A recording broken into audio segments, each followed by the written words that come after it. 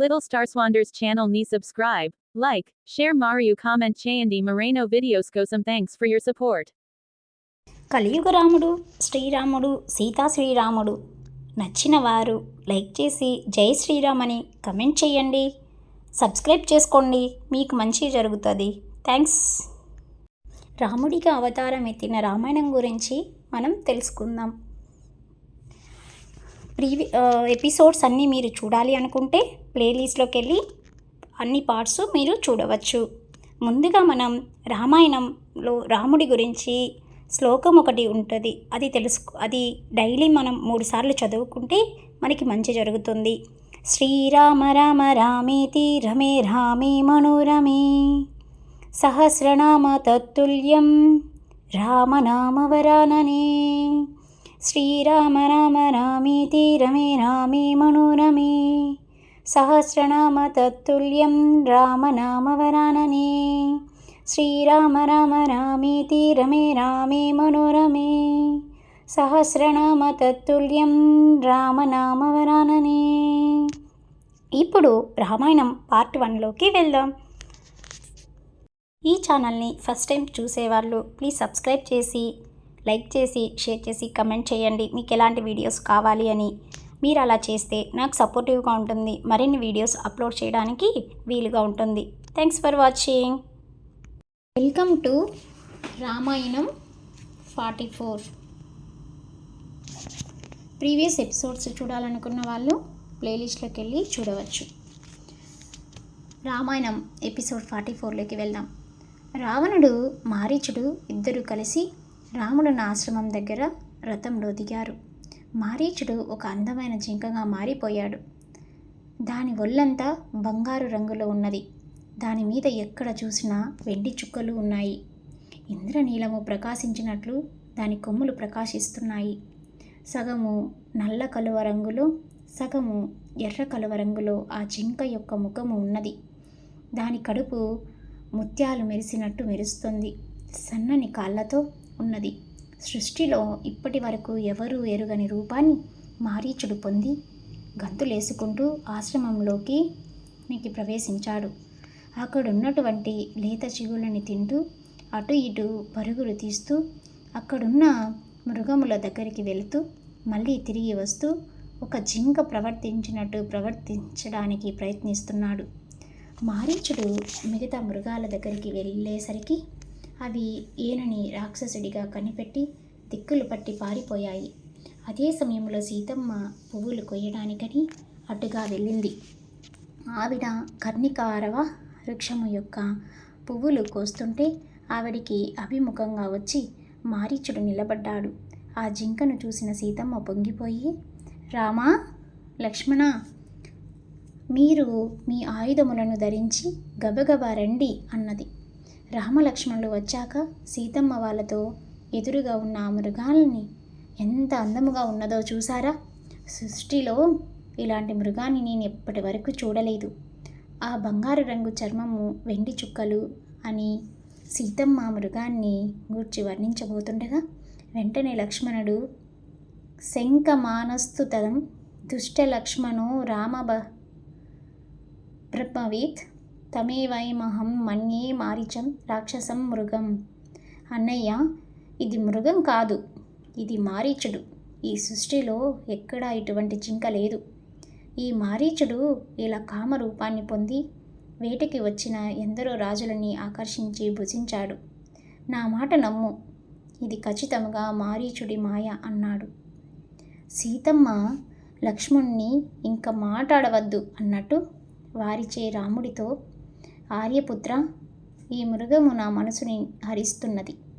నాకు ఆడుకోవడానికి ఆ మృగాన్ని తెచ్చి ఇవ్వండి.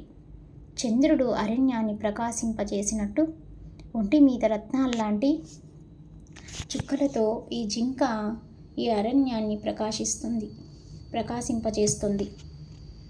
మనం కట్టుకున్న ఆశ్రమంలో ఎన్నో మృగాలు ఉన్నాయి. వాటితో పాటు ఈ జింక కూడా ఉంటే నాకు ఎంతో సంతోషంగా ఉంటుంది. ఆహా, ఏమి లక్ష్మీ స్వరూపం, ఏమి అందం, ఏమి ప్రకాశం. మీరు ఎలాగైనా సరే ఆ మృగాన్ని పట్టి నాకు ఇవ్వండి. కొంతకాలంలో ఈ అరణ్యవాసం పూర్తయిపోయి మనం అంతఃపురానికి వెళ్ళిపోదాం. అప్పుడు ఈ మృగాన్ని తీసుకొని వెళ్దాము. ఈ మృగం భవిష్యత్తులో అంతఃపురానికి శోభింపజేస్తుంది. మనం అంతఃపురానికి వెళ్ళగానే భరతుడు, అత్తగారు అందరూ చూసి ఏమి మృగం అంటారు. మీరు దాన్ని జీవించి ఉండగానన్నా పట్టుకురండి, లేకపోతే చంపైనా తీసుకురండి. మీరు ఒకవేళ దాన్ని చంపి తీసుకువస్తే దాని చర్మాన్ని ఒలుచుకొని లేత పచ్చగడ్డి మీద ఈ జింక చర్మాన్ని పరుచుకొని దాని మీద కూర్చుంటే ఎంతో బాగుంటుంది. రామా, నేను స్త్రీని కావడం చేత ఏదన్నా కోరిక కలిగినప్పటికీ భావంతో వ్యక్తిగత ఏర్పడుతుంది. ఎలాగైనా నా కోరిక తీర్చవలసిందే అని మంకుపట్టు పట్టినట్టు మాట్లాడను. అలా మాట్లాడితే ఏమీ అనుకోకండి అన్నది.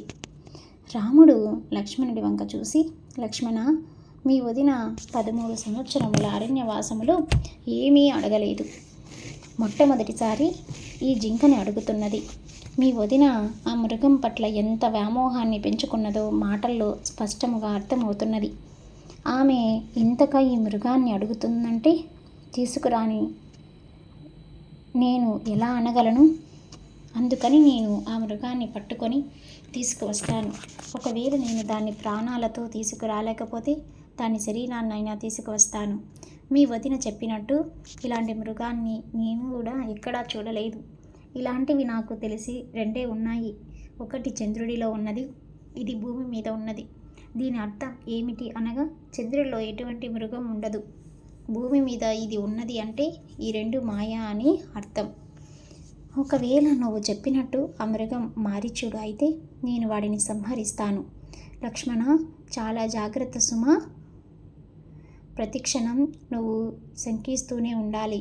నువ్వు జటాయువు సీతని జాగ్రత్తగా కాపాడండి అని చెప్పి రాముడు ఆ మృగాన్ని పట్టుకోవడానికి దాని వెనకాల వెళ్ళాడు. జింక రూపంలో ఉన్న మారీచుడు వెనకాల రాముడు పరిగెత్తుతున్నాడు. ఆ మారీచుడు కనపడి మాయమవుతూ మందలలో కలిసిపోతూ అటు ఇటు పరుగులు తీస్తున్నాడు. మారీచుడు రాముడికి ఒక్కొక్కసారి ఇక్కడే కనబడుతున్నాడు. కానీ రాముడు అక్కడికి వెళ్ళేసరికి అక్కడెక్కడో దూరంగా కనబడుతున్నాడు. సరే అని రాముడు అక్కడి దాకా పరుగు తీసి వెళ్ళేసరికి అంతరాయమైపోతున్నాడు. రాముడిని పరిగెత్తించి ఆ అరణ్యంలో చాలా దూరంగా తీసుకుపోయాడు. రాముడు పరిగెత్తలేక అలసిపోయి ఒక చెట్టు కింద కూర్చున్నాడు. అప్పుడు దూరముగా మృగముల యొక్క మందలో చెవులు అటు ఇటు తిప్పుతూ ఆ మృగం మళ్ళీ కనపడింది. ఆ మృగాన్ని పట్టుకోవడానికి ఇంకా పరిగెత్తడం అనవసరమని రాముడు అనుకొని ఒక తాచుపాము లాంటి బాణాన్ని కోదండమునకు సంధించి బ్రహ్మాస్త్రాన్ని అభిమంత్రించి మృగం వైపు గురి చూసి బాణాన్ని విడిచిపెట్టాడు. బ్రహ్మాస్త్రం నిప్పులు కక్కుతూ మారీచుడి మీద పడింది.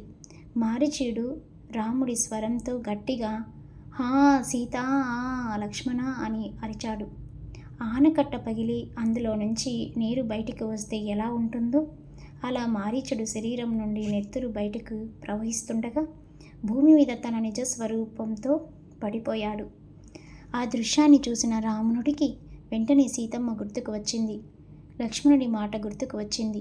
సీతకి ఎటువంటి ఉపద్రవం రాలేదు కదా అని బెంగ పెట్టుకొని అక్కడున్నటువంటి 2 మృగాలని సంహరించి వాటి మాంసాన్ని తీసుకొని గబగబా ఆశ్రమం వైపు బయలుదేరాడు.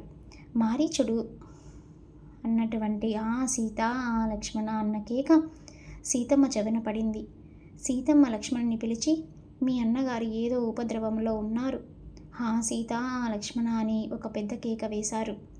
బలిష్టమైన ఎద్దుని సింహం లాక్కొని పోతుంటే ఆ ఎద్దు ఎలా అరుస్తుందో ఇవాళ మీ అన్నగారు అలా అరుస్తున్నారు. నాకు చాలా బెంగగా ఉన్నది. నువ్వు వెంటనే బయలుదేరి అరణ్యంలోకి వెళ్ళు అని అన్నది. లక్ష్మణుడు, వదిన, నువ్వు అనవసరంగా కంగారు పడుతున్నావు. అన్నయ్యకి ఏ ప్రమాదము రాదు అన్నాడు. తన భర్త ప్రమాదంలో ఉన్నాడేమో అన్న బెంగతో ఉన్న సీతమ్మ లక్ష్మణుని మాటలకి ఆగ్రహించి, నాకు ఇప్పుడు నువ్వు ఎందుకు వచ్చావో అర్థమైంది. మీ అన్నకి తమ్ముడివి కావు.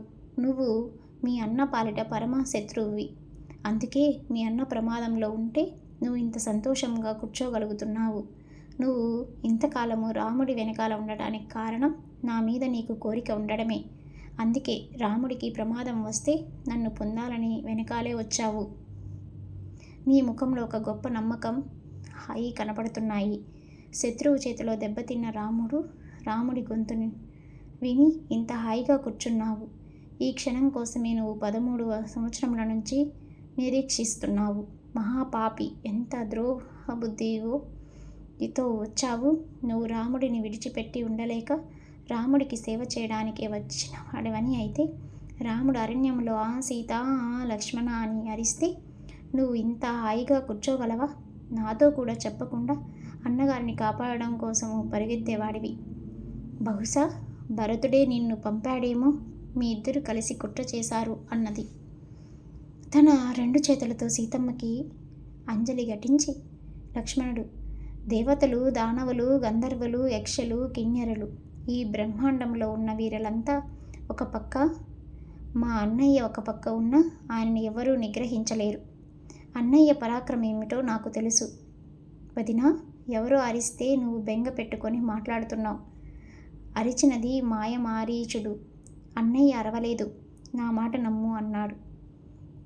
నచతస్య స్వరో వ్యక్తం మాయాయా కేనచిత్రుత గంధర్వ నగర ప్రఖ్యా మయా సత్వస్య రక్షసం.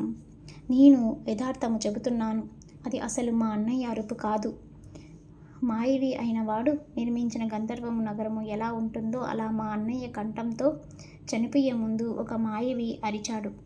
మా అన్నయ్య కంఠం అక్కడ పూర్తిగా రాలేదు. నన్ను దూరముగా పంపితే నువ్వు ప్రమాదంలోకి వెళ్తావు. నువ్వు బెంగ పెట్టుకోవద్దు. నువ్వు అలా చూస్తూ ఉండు. అన్నయ్య కోదన్ను పట్టుకొని ఆ మాయమృగం చర్మంతో వస్తాడు. అన్నయ్య వెళ్లే ముందు వదినని నీకు అప్పచెప్పి వెళ్తున్నాను. ప్రతి క్షణాన్ని శంకిస్తూ నువ్వు వదిన పక్కనే ఉండు అన్నాడు. నేను ఇప్పుడు నిన్ను వదిలి వెళ్తే అన్నయ్యకి ఇచ్చిన మాట తప్పిన వాడిని అవుతాను. ధర్మం తప్పిపోతానని నిలుచున్నాను తప్ప నేను అన్యబుద్ధి కలిగిన వాడిని కాదు. వదిన, నన్ను క్షమించు. అన్నయ్య మాట మీద నేను నిలబడేటట్టు అనుగ్రహించు. నిన్నగాక మొన్న కరదూషములతో కలిపి 14,000 మంది రాక్షసుల్ని చంపాడు. అన్నయ్య మీద రాక్షసులు పగబట్టి ఉన్నారు. ఎలాగైనా మనకి ఉపద్రవము తేవాలని మాయ స్వరూపంతో ప్రవర్తించారు. నా మాట నమ్ము. ఆ అరుపులని నమ్మకు అన్నాడు. సీతమ్మ, నాకు అర్థమైందిరా మహాపాపి, కూరాత్ముడా. నువ్వు ఎందుకు వచ్చావో నాకు తెలియదని అనుకోకు. రాముడు మరణించాడన్న మాటని ధృవపరుచుకోవడానికి ఇక్కడ నిలుచున్నావు. నన్ను పొందడం కోసమే నువ్వు రాముడి వెనకాల వచ్చావు. నిన్ను భరతుడే పంపించాడు. మీ ఇద్దరూ కలిసి కుట్ర చేశారు. కానీ నువ్వు ఒక విషయము తెలుసుకో. ఇందీవర శ్యాముడైన రాముడు పడిపోయాక నేను నిన్ను కన్నెత్తి కూడా చూడను. నేను వెళ్ళమన్నా వెళ్ళకుండా రాముడు ప్రాణాపాయంలో ఉంటే నువ్వు నా దగ్గర నిలబడి మాట్లాడుతున్నావు. నీ ఎదుటనే విషము తాగి శరీరాన్ని విడిచిపెట్టేస్తాను అన్నది. లక్ష్మణుడు, ఎంత ప్రమాదము తెచ్చావు వదిన. నేను ఇక్కడ నిలబడితే నీ ప్రాణాలు తీసుకుంటావు.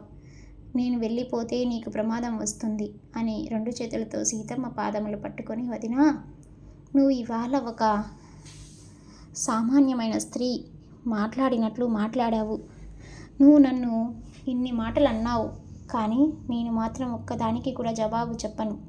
ఆ మాటలకి ఏమీ చెప్పుకొని జవాబు చెప్పను. నేను నిన్ను ఎన్నడూ ఆ భావనతో చూడలేదు. నన్ను ఇన్ని మాటలు అన్నావు. భరతుడిని కూడా కలిపావు. ఇన్ని మాటలు చెబితే నేను తిరిగి నీ మాటలకి జవాబు చెప్పగలను. అందుకని నేను ఏ ఒక్క మాటకి జవాబు చెప్పను. నువ్వు వదినవి, పెద్దదానివి అనడానికి నీకు అర్హత ఉన్నది. నన్ను ఇన్ని మాటలని దూరంగా పంపించడము వలన ఫలితాన్ని మాత్రం నువ్వు పొందుతావు. వదినా, నాతో అన్న మాటలని నేను అన్నయ్యతో చెప్పలేను. ఓ వనదేవతల్లారా, మీరు నాకు సాక్ష్యముగా ఉండండి. నేను ఇప్పుడు వదినని వదిలి వెళ్ళడంలో ఉన్న న్యాయాన్ని వనదేవతలు గ్రహించరుగాక. వదినా, నేను రాముడి దగ్గరికి వెళ్తున్నాను. నిన్ను ఈ వనదేవతలు రక్షించాలని కోరుకుంటున్నాను అని వెళ్ళిపోతూ వెనక్కి తిరిగి సీతమ్మ పాదాల వంక చూసి శిరస్సు వంచి నమస్కరిస్తూ, అమ్మా, నేను మళ్ళీ తిరిగి వచ్చి మా అన్నయ్య నీ పక్కన నిల్చుంటే మా అన్నయ్య పాదాలకి నీ పాదాలకి కలిసి నమస్కరించే అదృష్టం నాకు దొరుకుతుందా అన్నాడు. సీతమ్మ, పాపిష్టివాడా, నువ్వు ఇంకా వెళ్ళకుండా నిల్చుంటే నీకు దక్కుతానని అనుకుంటున్నావేమో. నా పాదముతో కూడా నిన్ను తాకను. నువ్వు వెళ్ళకపోతే ఇప్పుడే విషము తాగి అయినా, అగ్నిలో దూకి అయినా, గోదావరిలో దూకి అయినా, ఊరి వేసుకొని అయినా చనిపోతాను. కదులుతావా కదలవా అని సీతమ్మ తన కడుపు మీద బాదుకొని ఏడ్చింది. లక్ష్మణుడు సీతమ్మకి ప్రదక్షిణము చేసి ఏడుస్తూ వెళ్ళిపోయాడు. సీతాదేవి అలా అగచాట్లు పడాలని రాసిపెట్టింది. అందుకే ఎప్పుడు ఎవరు మాట్లాడని మాటలు ఆ రోజు ఆమె నోటి వెంట వచ్చాయేమో. దేవుడు శివనాజ్ఞ లేనిదే చేయమైనా కదలదు అంటారు. అలాంటిది దేవతలకే ఈ కష్టాలు తప్పలేదు, నిందలు తప్పలేదు. మనం ఎంతండి మానవులం.